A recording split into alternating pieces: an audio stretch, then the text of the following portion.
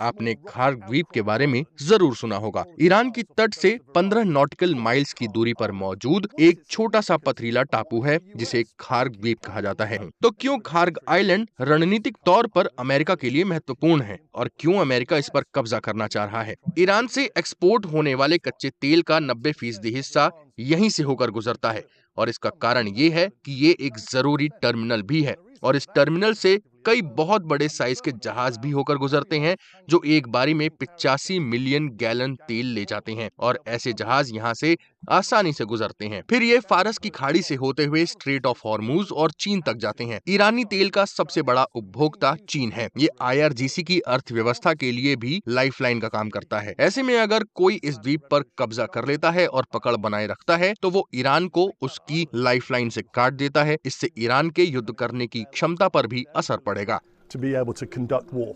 Islamic revolutionary guard core से संबंधित Fars news agency के मुताबिक ईरान की एक संसदीय कमेटी ने हॉर्मुज स्ट्रेट पर टोल लगाने की योजना को मंजूरी दे दी है। रिपोर्ट में कहा गया है कि नेशनल सिक्योरिटी कमीशन के एक सदस्य ने इस योजना को मंजूरी मिलने की पुष्टि की है। इस योजना के तहत इस स्ट्रेट से अमेरिकी और इस्राएली जहाजों को गुजरने से प्रतिबंधित कर दिया जाएगा। इसके अलावा ईरान के खिलाफ प्रतिबंध लगाने में साझेदार देशों को भी इस मार्ग के इस्तेमाल से रोक दिया जाएगा।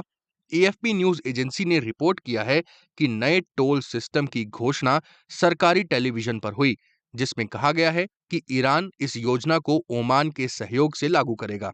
ट्रंप ने कुछ दिन पहले हॉर्मुज स्ट्रेट के ब्लॉकेड को खोलने के लिए ईरान को 48 घंटे का अल्टीमेटम दिया था।